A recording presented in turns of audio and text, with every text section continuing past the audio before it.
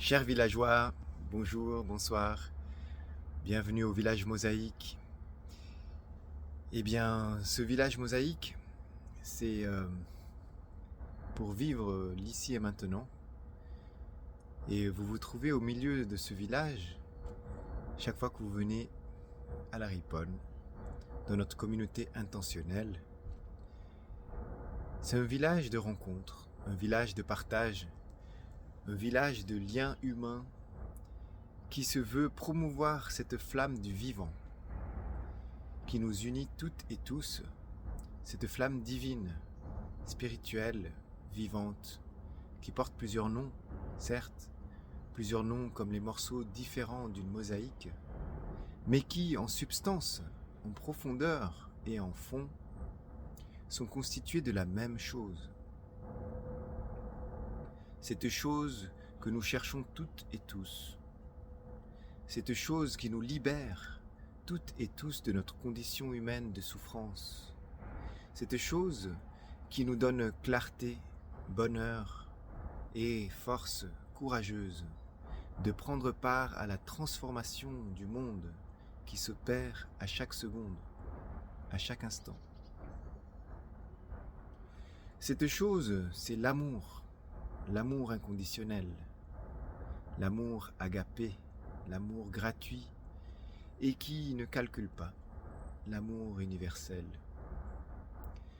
et pleinement local en même temps. Où trouve-t-on encore de nos jours des espaces et des moments qui contiennent cet amour, ce lien entre les humains? J'ai rejoint la co-création du village mosaïque.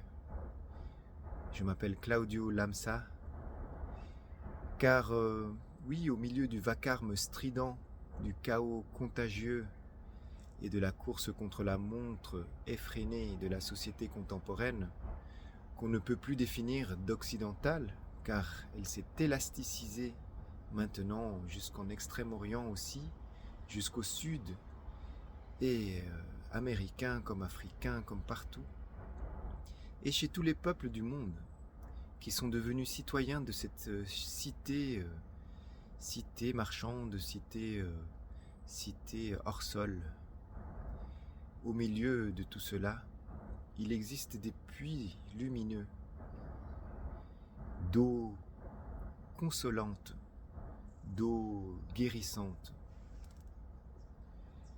d'eau transcendante, qui assouvissent la soif que nous avons toutes et tous de cet amour, de ce lien authentique qui nous lie entre nous et qui nous lie au vivant, à toutes les créatures vivantes et à la nature étincelante. Le village mosaïque est un de ces puits lumineux, co-créés par toutes les personnes qui viennent s'y abreuver. Nous t'invitons donc à rejoindre notre communauté intentionnelle et rejoindre nos différentes activités, dont de la méditation, de la prière, des rassemblements festifs, de la musique, de la création musicale et de la cuisine, de la danse et toutes sortes d'activités. Nous avons aussi les vendredis soirs, chaque 2 semaines, un laboratoire qui se veut être une alternative, une nouvelle façon d'aborder le culte, et également les samedis matins, des moments d'introspection avec un labyrinthe, une marche contemplative dans l'église de la Riponne à Lausanne. Nous sommes ouverts à tous ceux qui recherchent ce lien et nous sommes ouverts aussi à développer ce lien en toute personne grâce à des espaces et des moments que nous créerons ensemble. J'ai vécu dans des monastères, j'ai parcouru maints pèlerinages en Inde, au Népal et au Japon.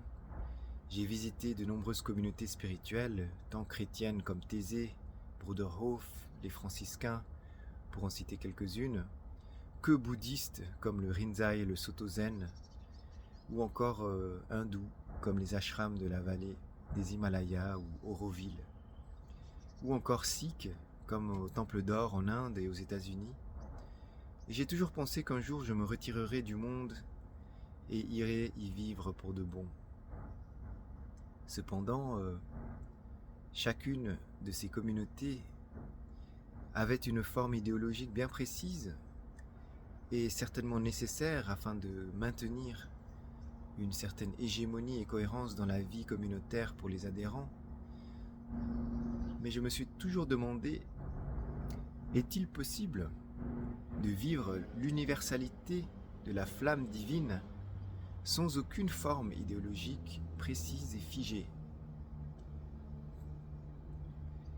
Est-il possible de vivre l'universalité de cette flamme divine sans hiérarchie humaine ou spirituelle, sans forme de culte établie ou sans forme de pensée prédéfinie, mais vraiment dans une horizontalité vivante et organique, une co-créativité, une solidarité familiale entre les membres? Est-ce que c'est possible? Nous avons une histoire au village mosaïque, nous venons de cette tradition méthodiste qui est très axée sur le peuple, sur l'activisme social.